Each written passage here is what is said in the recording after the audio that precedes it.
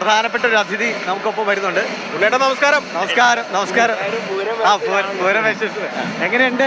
ഓരോരുത്തരും പണിയെടുക്കണം, പിടിക്കണം. തൃശ്ശൂർ കേരളത്തിൽ 20 കിട്ടണം.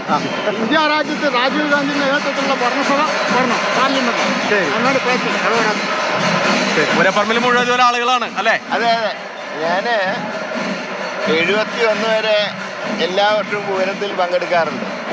അന്നൊരു രസമുണ്ടായിരുന്നു, ആൾക്കാരുടെ കൂട്ടത്തിൽ അലിഞ്ഞു ചേർന്നോണ്ടായിരുന്നു. അതിനുശേഷം 71 ശേഷം പിന്നെ പങ്കെടുക്കുന്നത് 83-ലാണ്. 83 ശേഷം ഇപ്പോഴാണ് പങ്കെടുക്കുന്നത്.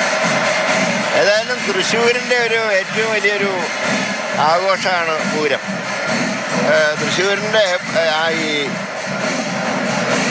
കലകളിലൊക്കെ ഒരുപാട് പ്രത്യേകതയുണ്ട്. ഇപ്പോൾ തൃശ്ശൂർ പൂരം മാത്രമല്ല, തൃശ്ശൂർ പൂരം പോലെ തന്നെയാണ് തിരുവോണം കഴിഞ്ഞ് 4-ാം ദിവസത്തെ പുലിക്കളി. അപ്പോൾ അങ്ങനെയുള്ള ഒരുപാട് ആഘോഷങ്ങളുണ്ട്.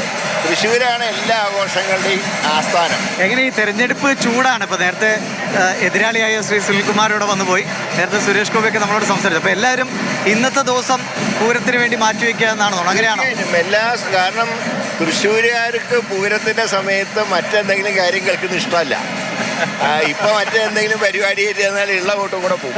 അതുകൊണ്ട് ഞങ്ങളൊക്കെ ഇത് പൂരം ആസ്വദിച്ച് കിടക്കുക, അതിലപ്പുറം ഡയലോഗില്ല. അതുകൊണ്ട് അപ്പോൾ വളരെ രസമായിട്ട് പറഞ്ഞാണ് ഇന്നത്തെ ദിവസം വോട്ട് ചോദിച്ചാൽ ഉള്ള വോട്ട് പോകുന്നത്. അപ്പോൾ ഇന്നലെയും നാളെയും ഒക്കെ നാളെ കൂടുതൽ പകൽപ്പൂരത്തിൻ്റെ സമയം, അപ്പോൾ നാളെ കൂടെ ആ ഒരു അവധി നീട്ടോ?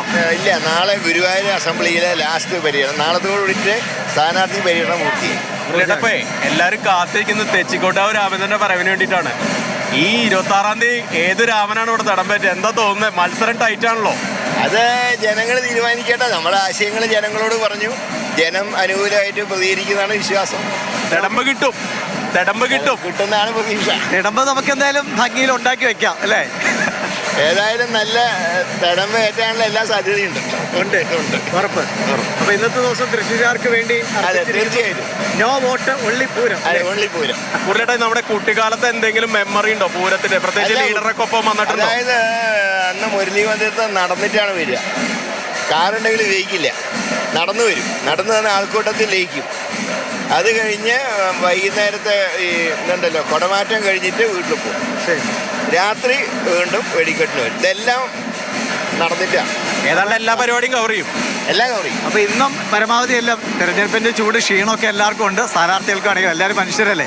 അപ്പോൾ കുറച്ച് റെസ്റ്റൊക്കെ എടുത്ത് അടുത്ത ദിവസത്തേക്കുള്ള തെരഞ്ഞെടുപ്പിന് തയ്യാറാവുക, ഇന്ന് ആസ്വദിക്കുക. അപ്പോൾ എല്ലാവിധ ആശംസകളും ഇടം പറ്റാൻ പറ്റട്ടെ. ശരി.